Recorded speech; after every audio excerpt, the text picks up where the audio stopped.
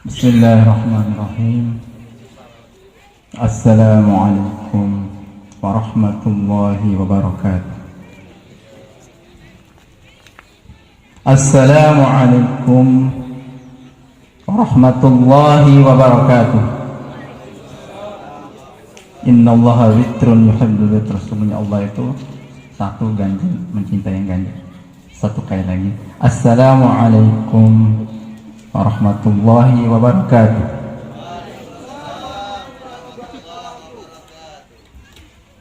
Alhamdulillahi dzil jalali wa syari'al harami wal halali. Thumma salatullahi ma'a salami ala nabiyil mustafa tihami Muhammadil hadi minad dalali wa afdalis sahbi wa khairi ali, amma ba'd. Laqad qala Allah ta'ala fi kitabihil aziz, a'udzu billahi minasy syaithanir rajim, bismillahirrahmanirrahim. Wa idz ibtala Ibrahima rabbuhu bikalimatin fatammahun qala inni ja'iluka lin-nasi imama qala wa min dzurriyyati qala la yanalu ahdul zalimin. Wa qala aydan thumma awhayna ilayka an ittabi' millata Ibrahim hanifan wa ma kana minal musyrikin. Para hadirin dan hadirat rahimakumullah, khususnya yang akan dihitan Ananda Najwa Sirajuddin bintu Sirajuddin, dan khususnya Sohibul Hajah. Saya maaf tidak bisa yang kami hormati. Yang kami hormati itu biasanya pertama buang waktu, kedua takut ada yang nggak saya sebut nanti kecewa, ketiga nanti yang sebut belakangan kecewa lagi. Saya lebih afdal sebut duluan tambah belakangan. Yang aman hadirin hadirat rahimakumullah. Para hadirin dan hadirat rahimakumullah, mengenai khitan kita harus bahas pertama dari bahasa, kedua istilah, kemudian kita harus bahas juga hukum, baru hikmah urutannya ya, jadi biar disiplin. Pertama mengenai dari segi bahasa, kata khitan itu menjadi bahasa Indonesia itu dari bahasa Arab yang dalam bentuk masdar, dari fi'il madinya khatana, fi'il mudhari'nya yahtinu, masdarnya khitan. Secara bahasa berarti memotong. Karena secara bahasa artinya memotong, maka sebagian ahli bahasa memberi istilah khitan khusus yang laki-laki. Kalau perempuan ada lagi namanya khifat, cuma istilah khifat itu jarang dipakai karena kan permainan bahasa, nanti masuk kepada istilah. Menurut istilah adalah memotong kulit yang menghalangi kepala bagi kemaluan laki-laki. Maaf, ini harus saya jelasin, nanti dibilang jorok. Saya disuruh ngomong dibilang jorok, nanti gimana? Memang harus saya ngomong ya. Memotong kulit yang menghalangi kepala kemaluan laki-laki, dan satu lagi bagian perempuan yang agak maju. Ngerti deh? Jadi itu secara bahasa. Sehingga istilah yang para ahli yang mengatakan khusus perempuan khifat, karena masuk pada istilah sehingga baik laki-laki maupun perempuan tetap dianggap khitan. Kemudian dalilnya dari dua ayat. Kalau dalilnya suruh khitan saja dari Al-Quran memang nggak ada. Tapi dalil sampai saya itu sempat kaget, kok surat Al-Fatihah aku bilang dalil khitan. Saya analisa mana ya, ayat mana ya dalil khitannya. Oh ya, setelah saya analisa di surat Al-Baqarah, kemudian satu lagi yang ayatnya itu summa auhayna ilaika anittabi' millata Ibrahim hanifa wa ma kana minal musyrikin. Kami wahyukan kepada engkau wahai Muhammad untuk mengikuti ajaran agamanya Ibrahim. Dia adalah seorang yang lurus, wa ma kana minal musyrikin, dan bukanlah Ibrahim itu seorang yang menyekutukan Allah. Sehingga dalam kaidah fikih al aslu fil amri lil wujub, asalnya sebuah perintah adalah untuk kewajiban selama tidak ada hal-hal yang merubah wajib menjadi sunnah, berarti wajib. Ditambah dengan dalil wa idzi batala Ibrahim rabbuhu bi kalimatin fatammahun, dan tatkala Ibrahim diuji oleh Tuhannya dengan perintah dan larangan, dan Nabi Ibrahim itu mengikuti, sudah menjalankan perintah dan larangan Allah, akhirnya Allah pun mengangkat Ibrahim, inni ja'iluka linnasi imama. Wah Ibrahim, saya jadikan engkau pemimpin bagi umat manusia. Secara manusiawi Nabi Ibrahim adalah manusia seperti kita, tidak menginginkan kedudukan cuma pada diri kita. Kita pingin kedudukan itu turun pada anak keturunan kita, sehingga Ibrahim pun menawarkan kepada Allah SWT, wa min dzurriyyati, ya Allah jangan cuma saya, keturunan saya juga. Allah bilang apa? La yanalu ahdu zalimin. Ibrahim, tidak akan sampai janjiku pada orang yang zalim. Maaf ya, keturunan Nabi Ibrahim itu ada dua, dari Nabi Ishak dan dari Nabi Ismail. Dari Nabi Ismail itu menurunkan Nabi Muhammad, dari Nabi Ishak itu menurunkan Bani Israel. Kita tahu kan Israel itu. Jadi ayat Allah itu benar, janji Allah tidak turun kepada orang yang zalim. Kemudian di dalam hadis Rasulullah SAW ada 5 hal yang menjadi fitrah. Al-fitratu khamsun, al-khitanu wal istihdadu wa natful ibti wa taklimul azfar wa qastus syarib.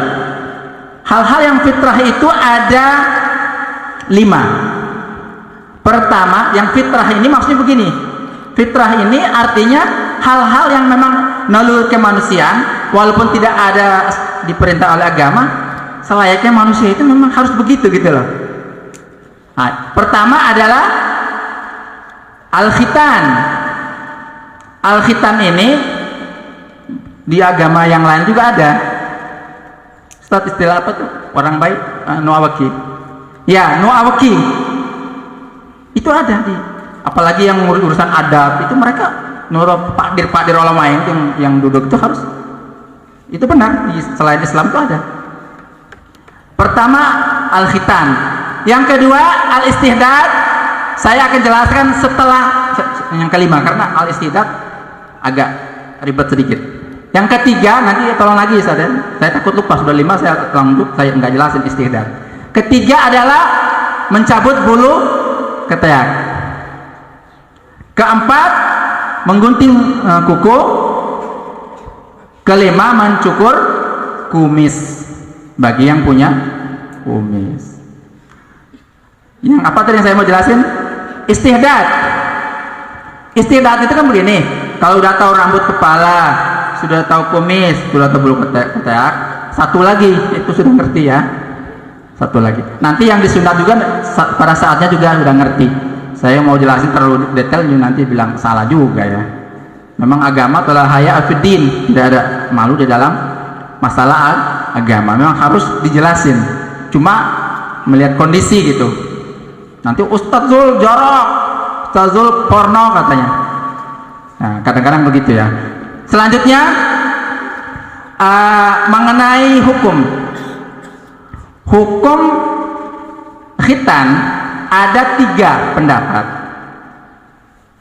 Pertama, hukum itu khitan itu adalah wajib buat laki-laki maupun perempuan. Itu menurut mazhabnya Syafi'iyah dan mazhab Hanabilah. Ditambah lagi dengan sebagian dari mazhab Malikiyah, pengikutnya Imam Malik, dan ulama di zaman sekarang namanya Syekh Albani, itu wajib. Yang kedua sunnah, mustahab itu pendapatnya dari mazhabnya Hanafi ya. Kemudian pendapatnya Imam Malik. Yang pertama itu pengikutnya, kalau yang kedua Imam Malik sendiri. Sedangkan yang ketiga diperinci wajib bagi yang laki-laki dan keutamaan bagi yang perempuan. Itu menurut pendapat menurut mazhab Az-Zahiriyah dan sebagian dari pengikutnya Imam Malik. Kemudian cuma di sini yang kita harus melihat dari pendapat jumhur ulama, pendapat pertama dan ketiga lebih condong kepada khitan itu adalah wajib. Kemudian kita masuk kepada hikmah. Hikmah dari khitan itu sendiri,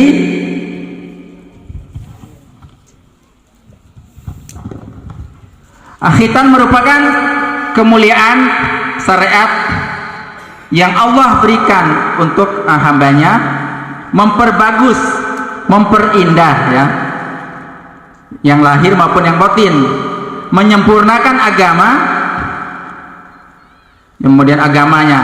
Jadi di sini karena itu syariat yang dari Nabi Ibrahim tapi dilanjutkan oleh Rasulullah, maka kita mengikuti.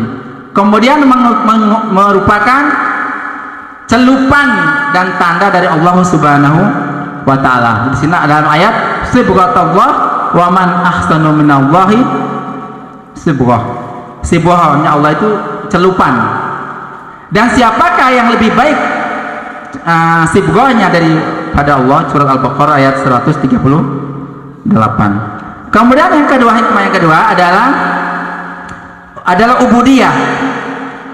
Ubudiyah itu penyembahan kepada Allah Subhanahu wa taala. Sebagaimana dahulu,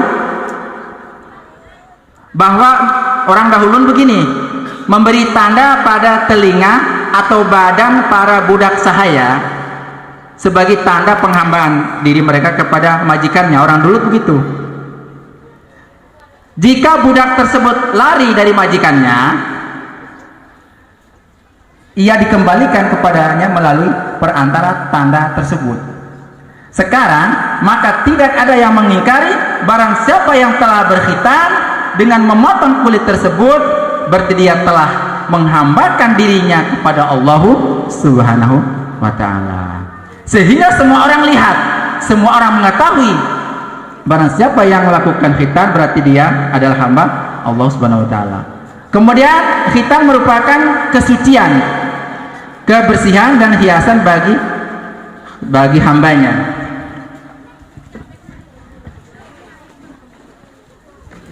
Keempat, dengan berkhitan, ini maaf untuk wanita, dengan berkhitan seorang wanita dapat menetralkan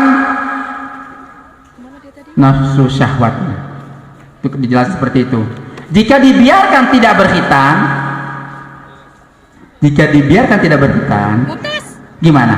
Sama dengan binatang yang tidak berkhitan. Sehingga laki-laki yang tidak berkhitan dan perempuan yang tidak berkhitan, katanya dan analisanya, dia mempunyai yang namanya penyakit hiperseks. Di sini tengah-tengah, kalau nggak khitan nanti dia hiperseks, dikhitanin jangan keterlaluan, nanti dia mati. Makanya diambilnya sedikit, sedikit. Nah, itu maksud. Kemudian yang kelima, bagi wanita yang berkhitan dapat mencerahkan wajah dan memuaskan pasangannya nanti kalau sudah dewasa. Yang disunat sudah biarin aja. Kemudian Rasulullah SAW pernah menegur seorang wanita yang tukang khitan di Madinah dengan bahasa, janganlah dihabiskan si perempuan yang tukang khitan yang perempuan itu, janganlah dihabiskan. Itu akan menguntungkan bagi wanita dan dicintai bagi suaminya. Nanti kalau udah dewasa ngerti. Keenam, setan berdiam pada tempat yang kotor, termasuk pada kulit yang tidak berkhitan. Setan meniupkan pada kemaluan orang yang tidak berkhitan, dan situlah yang membuat penyakit-penyakit seksual itu akan muncul. Kesimpulan, ya memang setiap dalil ya pasti ada yang komplain. Pendapat pertama dan ketiga memiliki persamaan dalam hukum. Jadi khitan laki-laki dan sedangkan hukum khitan perempuan itu sama-sama memiliki dalil yang sama kuat. Kalau yang dalil yang pertama, kalau laki-laki dan laki-laki, yang pertama laki-laki dan perempuan hukumnya wajib. Kalau dalil yang ketiga, hukum yang ketiga itu wajib bagi laki-laki, keutamaan bagi perempuan. Kemudian kalau untuk yang perempuannya pada yang pendapat pertama wajib, ketiga adalah keutamaan. Cuma di sini pendapat jumhurnya adalah wajib karena mengambil pendapat pertama dan ketiga. Tetapi menurut pengarang ini, pengarang mengenai khitan, Ustadz Arman mengatakan dia lebih condong perempuan juga wajib karena dengan analisa tadi jika menghilangkan, memotong itu agar dia mengurangi nafsu syahwatnya. Jika tidak, maka dia tidak bisa menahan nafsu syahwatnya, akan menjadi dosa. Di sini situlah analisanya menurut Ustadz Arman. Itu kurang lebih mengenai khitan tadi dari segi bahasa, syariat, dan dalilnya. Mudah-mudahan kita doakan Ananda Najwa menjadi anak yang soleha, berbakti kepada kedua orang tua, kemudian berguna untuk dunia dan akhirat. Sementara dari kami itu saja. Demikian dari kami. Terima kasih atas segala perhatian. Mohon maaf segala kesalahan. Wassalamualaikum warahmatullahi wabarakatuh. Waalaikumsalam warahmatullahi wabarakatuh. Baik Bapak Ibu hadirin tamu undangan, demikian tadi penjelasan tentang yang berkaitan dengan khitan menurut syariat Islam. Kemudian juga sebenarnya ada penjelasan tentang khitan menurut kesehatan ya tadi, tapi sudah secara global, secara garis besar bahwa khitan itu membersihkan sehingga kita hidup lebih sehat. Baik.